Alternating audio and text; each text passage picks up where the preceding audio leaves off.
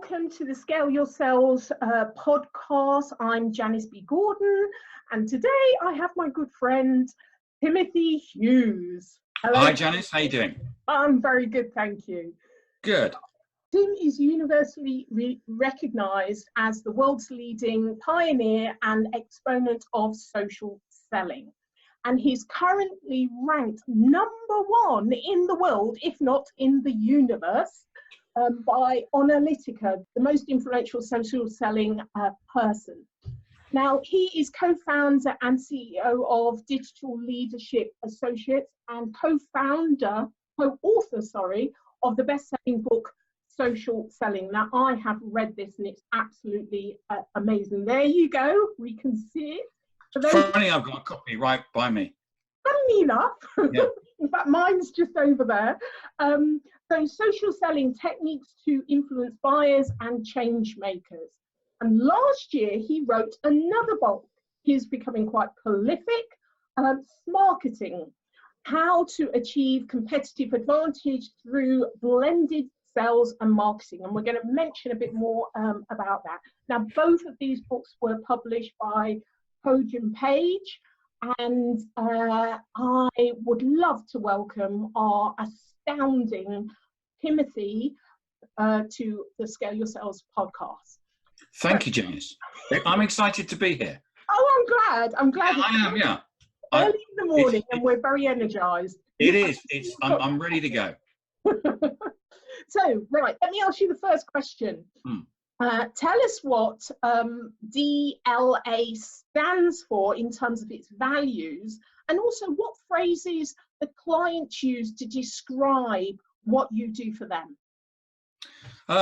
We decided to do what a lot of companies do, which is you go away and have an away day, and what we decided to do was actually come up with and understand what as you said, what we stood for. And you know, there's the usual things about honesty and stuff like that, but really what we wanted to do is to be, for our clients, is that we wanted to be agile. So we want to be in a situation where we can move and we can change, and we can have an open mind and we can adapt.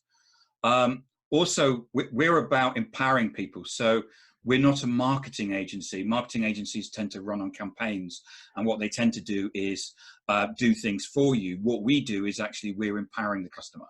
So we give customers life skills to enable them to actually social sell. So we're not LinkedIn trainers, we're social selling trainers and coaches, and they get a life skill that they obviously have for forever. We're also in a situation where we call ourselves fearless. We believe, we have a very strong belief that social selling is a transformational technology. In fact, social is a transformational technology. And we will go into clients and we will challenge. You know, if you want someone to come in and agree with everything that you do, we're probably not the right people for you. We get a lot of people coming to us saying that marketing isn't working anymore, and we work with them. We feel that we're innovative. We are constantly innovating ourselves. And the key thing to us is that in terms of our competition, what we always try and do is that we out-innovate our competition. So I know today isn't about human resources, but we're releasing a human resources module. So we've done social selling. We're now doing social human resources, and we're releasing that in September. And we will carry on innovating for our clients and for things that we think will be relevant to our clients in the future. I certainly know you've kind of walked away from not a lot, but you know, some companies talk about innovation and actually don't really want to change. Tell me more about that. Yeah, we've worked with a couple of organizations where, I mean, there's one organization that says they're a digital transformation company. And then when we said, so, you know, tell us about your own digital transformation, they couldn't tell us about it. And then we talked to them about how the world we believe works in terms of people using social networks. And they said, oh, no, it doesn't work like that anymore. What happens is our CEO goes and plays golf with their CEO. And we went, no, it doesn't work like that anymore. And they go, no, that's how it works. It's like, so how do you, if you haven't digitally transformed yourself, how can you go into clients and actually help them with digital transformation. It's a bit like if I sold social selling through cold calling. I mean, I have to sell social selling through social selling. It's the only way that you can do it. Absolutely. I mean, I do come across a lot of digital marketing or social selling experts, and you look at their profile and it's atrocious. They've got no followers, there's no engagement. You think, hang on a moment, really, this is not consistent nor authentic. But anybody, the thing about social that's so fantastic is the fact that it's so transparent. You know, anybody, quite right, anybody can go online and say they're a social selling expert. But if you look at their LinkedIn profile, you can see that they're not. The transparency is there. You know, there's a famous person in the US that will sell you a training course on how to be a LinkedIn influencer. But by looking at their LinkedIn profile, it's obvious they're not a LinkedIn influencer themselves. We see a lot of this. I think it's ironic. The big cold calling conference was launched on social. I mean, that's ironic. Yeah, absolutely.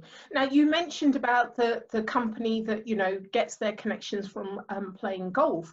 Well, you know, what about diversity in sales? You know, do you think it's an issue? It's certainly an issue for this company because, you know, not everyone's on the golf course.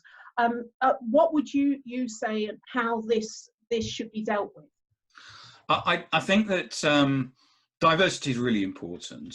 I think it's been proven that, you know, a diverse organization is better than a non-diverse organization because you get, you know, I've worked at organizations where you get this group think of, you know, everybody thinks the same. And what you need is people that don't think the same, and you need to have people that challenge. I mean, Adam and I tell everybody who works for us that we don't have all the good ideas. There has to be a channel for, you know, I think, you know, the people saying, I think we should be doing this, or I think we should be doing this. I've just watched come off from watching the BBC News, and you know, there's somebody there from a fintech industry saying that there needs to be a national strategy around diversity, and I think that there should be, especially as we move into a post-Brexit area where, you know, we're going to be standing in effect alone, and the talent of this country and bringing in talent from outside is so important. I think if you went into LinkedIn and typed in the term sales manager, most of the people would probably be white, male and middle class. And that can't carry on. No, go on. Certainly not. I mean, we're working in a global economy, and digital has shown us that. And not everyone looks like, you know, the typical sales leader. And so I think it's really important that you're speaking the language of your customers, whatever they look like and where they are, and be able to get into their mindset of how they think and what their world is like and how they make decisions. And you can't do that if it's, you know, completely foreign. It's not in your sphere of experience, and that's why you need that within your team. Yeah, it was interesting because on the news it was saying that actually cheese and cars are still being advertised in a very male-centric way, and certainly when you look at my business partner Adam's children, you know, that they see the world in a very gender-neutral way, and that generation is coming through. You know, it's not just about men and women, but there's an LGBTQ view on the world that we have to take as well, and we have to be inclusive because our clients are inclusive and society's like that. Yeah, absolutely. Okay, so what's your view on the relationship between buyers and sellers and the changing dynamics? Because a lot has changed. Yeah, I wrote Social Selling, if I hadn't mentioned it. That was released in 2016, and it was really a brain dump of the work that I'd been doing at Oracle around doing a social selling rollout. And I think things have moved on. I think the buyer, you know, we now sit in in cafes on a Saturday. Someone might ask you a question. Oh, I don't know that. You get your mobile phone out and immediately you search. And, you know, that isn't just about, you know, small buying things, you know, like, well, it's not, a car isn't necessarily a small purchase, but small things that you may want to buy. But also, you know, you could be buying hundreds of thousands of pounds and researching that on a Saturday.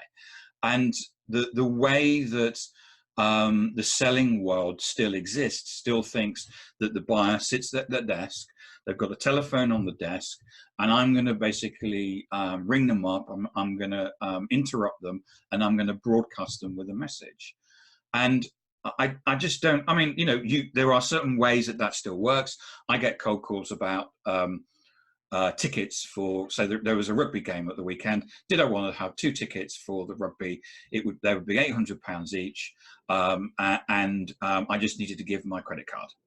And from a cold calling perspective, you're selling a low value transactional piece low down in the organization, and the decision is a split second, give me your credit card, and cold calling could work for that. But when you're selling something from a strategic system, you know, someone's replacing their accounting system, you know, it's a strategic decision regardless of the size of the business. I know that you do a lot of work for Sage. You know, it's a strategic decision that someone's going to have to make, and that isn't going to be made but just by phoning somebody up. If I'm going to go out and buy a new accounting system, what I want is someone to help me. I'm looking for an expert.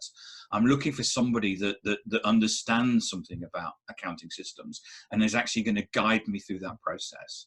And I'm aware of, you know, accounting systems. I'm aware of a $100,000 accounting system was purchased over the internet. All they did was that they rang up the salesperson at the company and said, we want to buy your system. Can you tell me how you purchase it? Now, that wasn't yesterday. That was actually 3 years ago. And you know, we have a whole generation of people that understand that there is an infinite amount of content on the internet. We can go and watch the demos and that online. We're looking for people that can help and guide us. And if companies are not present on the and actually part of these conversations, then actually people will bust and buy, and they'll buy from somebody else. It's actually the same thing. You know, when I've been in sales for 25 years, and we've always had this debate. We need to be involved and influencing the sale from an early stage. And ever since I moved into sales, everybody said, don't wait until the request for proposal, the RFP comes out, get in early, educate the client, get them to trust you, and they'll buy from you. And it's exactly the same as that. But what we're now doing is that we're doing it on social, and people need to make the leap of, yeah, you can cold call people if you want, but the returns are getting less and less and less.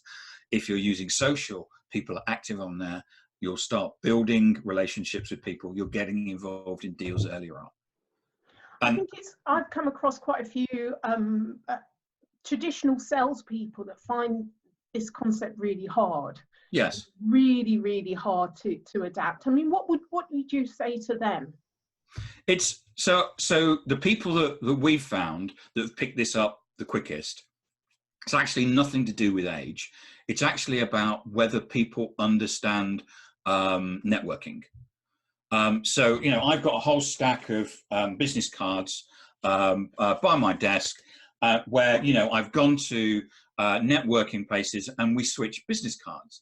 It's people that understand having a business card and having a conversation with somebody is the important thing. And what we're doing on social is we're doing that, and we're doing it at scale. So, so the thing about social selling is that people think it's about selling on social. It's not. Social enables us to get the meeting to then basically to sell. Now, when we get that meeting, everything that we've ever done in the past is exactly the same. It's no different. We don't lose any skills. This is not about making people redundant. This is not about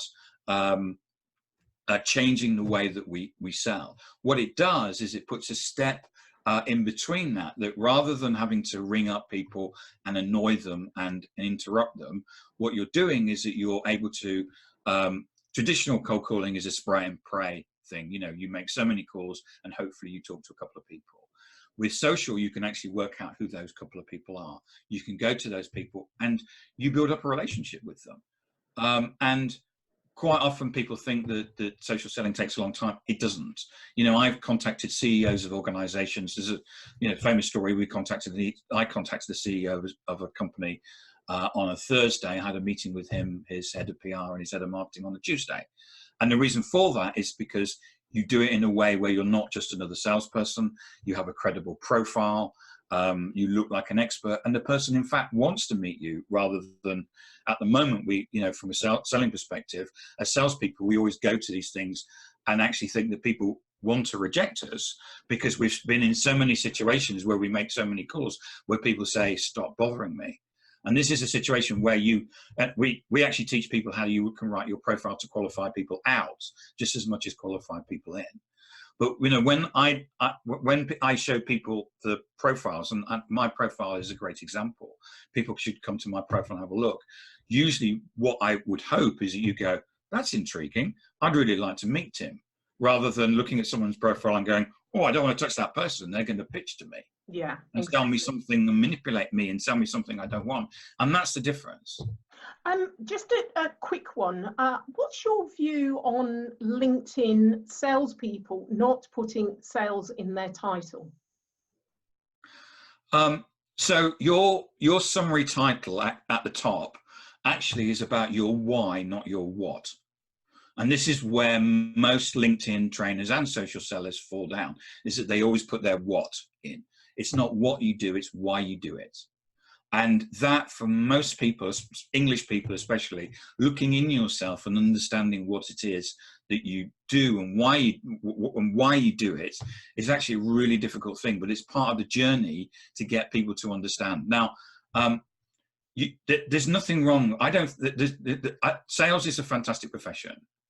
And there's nothing wrong in having the word sales in your profile. At the end of the day, everybody knows that if you're account manager or account director, you're still a salesperson. But that goes down in your profile in terms of about what you do as a job. But there's nothing wrong in that. If you feel that you're doing right by the customer and you're going to be doing, what you have is going to help them, then there's nothing wrong. In fact, I wouldn't hide the fact that you sell. I know a salesperson who always says, I'm sorry to contact you. You shouldn't ever be sorry. You know, that I remember having some tapes when I was first learning to sell and listening to those, and there was a sales trainer who was saying, you know, you have something of value, you can help the client, you shouldn't be sorry. And it's the same with the word sales. I don't think you should necessarily take it out. But that summary title is not, I'm going to sell you shit and take advantage of you and manipulate you, you know. Actually, that would be quite an interesting one. I do know someone that says I sell software, which, I mean, he's honest. Yeah, absolutely. And that's really important. It's about building trust in your relationship. But that's what he does rather than why he does it. Yeah. Okay, last question. No, in fact, that one before, what's your tried and tested strategy? One strategy you could offer listeners? So we believe that social selling is made up of three things. One is about having a personal brand, which sounds really posh and unachievable. But that is just really having a profile that people read and would be intrigued by. Look at my profile and people would understand it. You know, it's fairly lighthearted, tongue in cheek, but I'm authentic in what I say. And the more authentic you are, the better it is. And don't talk in this gobbledygooky language of I'm a tenacious, energetic. Yeah. Because everybody says it, and basically nobody knows what it means. The second thing is to have a strong network. That's not just about sending out loads of connection requests and hoping people will connect. It's about strategically looking down at your territory and working out who you should be connected to, not just now that's going to help you make your number, maybe in 6 months or 12 months. So for example, Adam and I knew we were going to go to San Francisco 12 months ahead of when we were going to do that. And we actually were 12 months in advance of that, building relationships with people in San Francisco so that we knew that we could go and meet them. It sounds simple, but people can't often miss that. And the third thing is content. Quite often people think that content is about throwing content at the wall and hoping it will stick, which is a kind of a marketing thing. But you can actually use content as a one-to-many, one-to-few, and one-to-one. So I actually write content actually to put in front of a single person. And that's one of the ways that, so you can use all of those things, not just to create opportunities, leads and meetings, but you can use all of those techniques as a strategy to actually help move sales through the pipeline, or whatever you call it. So rather than ringing people up and saying, are you going to buy, are you going to buy, you could actually put a business case together for that client who's in utilities, and put it out, but in fact go to Graham and say, hey Graham, I've written this article, what do you think? And really that is designed for him to go, oh yeah, actually I do need to get on and put that business case through. Absolutely. There's one area that I talk about, you know, would you prefer to be found, or to go out and find your customer? And to be found is excellent, and that's a lot about your personal business personality, your personal brand, but also the information that you put out there. People are looking, so you want to be found by the people that want to find you. So it's being really targeted about that. I think you know, we get a bad rap from the cold callers that we're not about prospecting. In fact, we teach. You know, we always replace the legacy prospecting systems that are in place, and actually, in most cases, get the salespeople self-sufficient in a way of prospecting, but through social. And I think that always, I mean, we get 3 pieces of inbound every single day. If you're getting inbound, you're not actually having to do the outbound, but you can prospect through social. And I mean, Alex Lowe, who you've interviewed, you know, his videos. So he's Alexander Lowe on LinkedIn. His videos and his social sales navigator videos are always about how you can use social and sales navigator as an outbound prospecting tool, find people, build relationships with them, and then go and meet them, and maybe you sell them something, maybe you don't. Yeah, but you're certainly going to have a relationship with them, which is, yes, yeah. And you know, Alex is in a situation now where, you know, he's part of of us that get inbound, and it's a, we teach our clients how to get inbound. That's, for us, that's really important.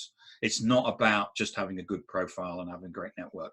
It's about making sure that people find you and come to you, and that's an important part, because which I think some people just don't really realize about. But you will get a turning point. Okay, so if you were on a desert island on your own, what would be the one thing you took with you? So if anybody who knows me knows that I'm a big, I kind of know the answer to this music fan, and so I actually have a Twitter account where I pretend I'm a record shop. If you're welcome to try and find it, it's not a record shop, but I pretend it is. So if I would take I have about 2,000 vinyl albums, and did even before vinyl was popular. But that's the thing that I would take to the you know, if there was a fire in the house, it's my albums that I'm taking out before the birth certificates. Even your book? Yeah, even my book. I can get another one on Amazon, you know. Fantastic. So Tim, how can people contact you? They can get me on LinkedIn. I'm Timothy or Tim Hughes. You should be able to find me on there. And I'm also on Twitter, which is Timothy_Hughes. They're the 2 base places that you can normally get hold of me. My email is tim@dlaignite.com. Excellent, excellent. So thank you for being a guest of Scale Your Sales podcast. Look forward to another one sometime soon. Thanks, Janice. Good to talk. Thank you. Bye.